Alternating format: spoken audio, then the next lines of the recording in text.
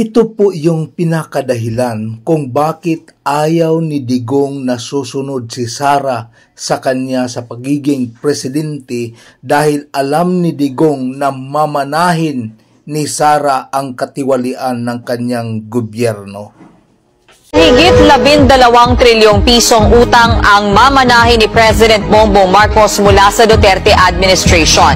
Sa pinakauling tala ng Bureau of the Treasury, umabot sa 12.79 trillion pesos ang national government debt sa katapusan ng Hunyo. Kung ikukumpara naman natin ang mga minanang utang ng mga pangulo, mapapansing hindi lang doble ang itinaas ng government debt sa ilalim ng Duterte administration. Mula sa 5.9 trillion pesos na iniwan ni dating Pangulong Noynoy Aquino, nag-iwan si Pangulong Duterte ng 12.79 trillion na utang kay PBBM.